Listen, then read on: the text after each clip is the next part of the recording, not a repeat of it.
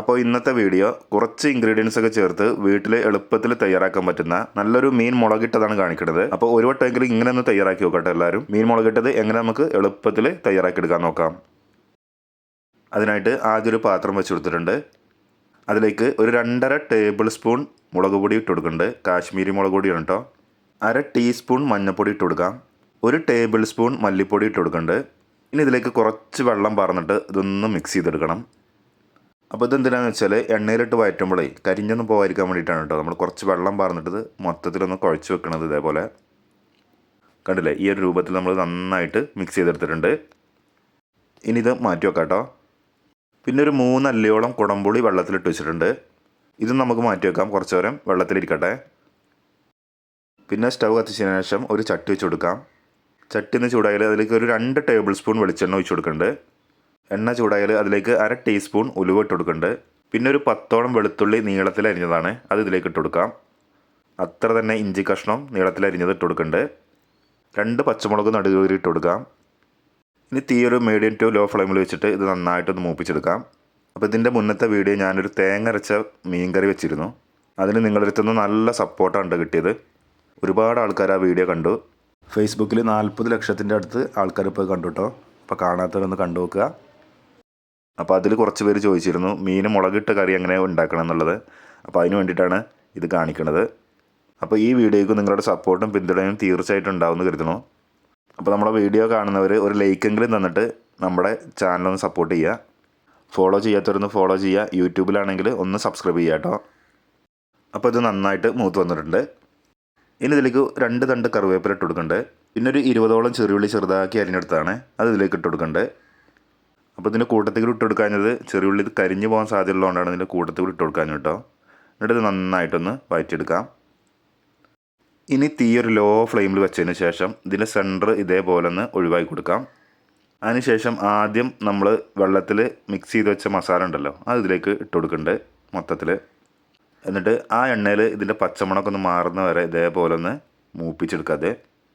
അപ്പോൾ നമ്മുടെ മസാല ഇതേപോലെ വെള്ളത്തിൽ മിക്സ് ചെയ്തിട്ട് വെക്കുകയാണെങ്കിൽ ഈ എണ്ണയിൽ വഴറ്റിയെടുക്കുമ്പോൾ കരിഞ്ഞൊന്നും പോകില്ല കേട്ടോ. കണ്ടില്ലേ? മാത്രമല്ല ഇതിൻ്റെ ജലാംശമൊക്കെ ഒന്ന് വറ്റി കഴിഞ്ഞാൽ നല്ല സോഫ്റ്റായിട്ട് കിട്ടും കേട്ടോ. മസാല നല്ല അടിപൊളിയായിട്ട് കിട്ടുമേ. അതിനാണ് നമ്മൾ അതിൽ വെള്ളം ചേർത്തിട്ട് മിക്സ് ചെയ്ത് വെച്ചത്. അപ്പോൾ ഒരു 2 മിനിറ്റോളം ഇതേപോലെ നമ്മളൊന്ന് മിക്സ് ചെയ്തെടുത്തിട്ടുണ്ട്. അപ്പോൾ ഇതിൻ്റെ ജലാംശമൊക്കെ നന്നായിട്ട് വറ്റി വന്നിട്ടുണ്ട്. ഇനി ഇതെല്ലാം കൂടെ കൂടിയിട്ട് നന്നായിട്ട് കൊണ്ട് മിക്സ് ചെയ്തെടുക്കുക. നന്നായിട്ട് അങ്ങോട്ട് മിക്സ് ആയിക്കോട്ടെ. ഇനി ഇതിലേക്ക് ഒരു തക്കാളി അരിഞ്ഞതാണ്, അത് ഇട്ട് കൊടുക്കുന്നുണ്ട്. ചെറുതാക്കി അരിഞ്ഞിട്ടോ. അത് ഇതേപോലെ ഒന്ന് ഇളക്കിയെടുത്തതിന് ശേഷം ഒന്ന് വേവിച്ചെടുക്കണം. ഇപ്പോൾ തക്കാളിയൊക്കെ നന്നായിട്ട് വെന്ത് വന്നിട്ടുണ്ട്. ഇനി നമ്മൾ ആദ്യം വെള്ളത്തിലിട്ട് വെച്ചാൽ കുടംപുളി ഉണ്ടല്ലോ, അത് വെള്ളത്തോടുക്ക് നമുക്ക് ഇതിലേക്ക് പാർന്ന് കൊടുക്കാം. പിന്നെ ഇതിലേക്ക് ആവശ്യത്തിന് വെള്ളം പാർന്ന് കൊടുക്കുന്നുണ്ട്. അപ്പോൾ ഓവറായിട്ട് വെള്ളം പാരരുത്. ഒരു കപ്പോളം വെള്ളം ഇതിലേക്ക് പാർന്ന് കൊടുത്തിട്ടുണ്ട്, അത്ര മതി കേട്ടോ. അപ്പോൾ കുടംപുളി ഇഷ്ടമില്ലാത്തവർ വാളംപുളിയും ചേർക്കാം കേട്ടോ, കുഴപ്പമൊന്നുമില്ല. ഇനി ഇത് മൊത്തത്തിൽ നന്നായിട്ട് മിക്സ് ചെയ്തെടുക്കുക. നന്നായിട്ട് ഇളകിക്കോട്ടെ. പിന്നെ ആവശ്യത്തിന് ഉപ്പിട്ട് കൊടുക്കുന്നുണ്ട്. 1.5 ടീസ്പൂൺ ഉപ്പിട്ട് കൊടുക്കുന്നുണ്ട്. എന്നിട്ടൊന്ന് ഇളക്കിയെടുത്തതിന് ശേഷം ഇത് മൂടി വെച്ചിട്ട് തീ ഒരു മീഡിയം ഫ്ലെയിം വെച്ചിട്ട് നന്നായിട്ട് തിളപ്പിച്ചെടുക്കുക. ഏകദേശം ഒരു 5 മിനിറ്റ് ആകുമ്പോൾ തന്നെ നന്നായിട്ട് തിളച്ച് വരും കേട്ടോ. ഇപ്പോൾ ഒരു 5 മിനിറ്റ് ആയിട്ടുണ്ട്, കണ്ടില്ല, നന്നായിട്ട് തിളച്ച് വന്നിട്ടുണ്ട്. നമ്മുടെ കറിയിലേക്ക് കുടംപുളിയൊക്കെ നന്നായിട്ട് പിടിച്ചിട്ടുണ്ട് കേട്ടോ. അപ്പോൾ അങ്ങനെ കിട്ടണം. ഇനി നമുക്കിതിലേക്ക് മീൻ ചേർക്കാം. ഞാൻ അയിലയാണ് ചേർക്കുന്നത്. ഏകദേശം ഒരു 300 ഗ്രാം ഉണ്ടാവും. 4 മീഡിയം സൈസ് അയിലയാണ് കേട്ടോ. നിങ്ങൾക്ക് ഏത് മീൻ വേണമെങ്കിലും ചേർക്കാം, കുഴപ്പമൊന്നുമില്ല. ഇനി ഇത് ചെറുതായിട്ട് മൊത്തത്തിലൊന്ന് മിക്സ് ചെയ്തെടുക്കുക ഇതേപോലെ. പിന്നെ ഇത് വീണ്ടും മൂടി വെച്ചിട്ട് തീ ഒരു മീഡിയം ഫ്ലെയിമിൽ വെച്ചിട്ട് ചുരുങ്ങിയതൊരു 10 മിനിറ്റോളം വേവിച്ചെടുക്കാം. അപ്പോൾ ഏകദേശം ഒരു 10 മിനിറ്റ് ആയിട്ടുണ്ട്.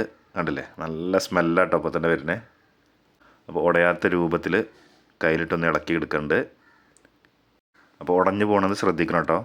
ഇനി അവസാനമായിട്ട് ഇതിലൊരു 1/4 ടീസ്പൂൺ കുരുമുളക് പൊടി ഇട്ട് കൊടുക്കുന്നുണ്ട്. ഇതിട്ട് കഴിഞ്ഞാൽ നല്ലൊരു ഫ്ലേവർ കിട്ടും കേട്ടോ. ഇന്നൊരു 2 കറിവേപ്പില തണ്ട് കൂടി ഇട്ട് കൊടുക്കുന്നുണ്ട്. അതിനുശേഷം തീ ഓഫാക്കിയിട്ട് മൂടി വെച്ചിട്ട് നമുക്കിതൊന്ന് വാങ്ങി വെക്കാം. മൂടി തുറക്കാതെ ഏകദേശം ഒരു 15 മിനിറ്റ് ഇരുന്നോട്ടെ. അതിനുശേഷം നമുക്ക് തുറന്നു നോക്കാം. എന്താ സ്മെല്ല് അറിയോ.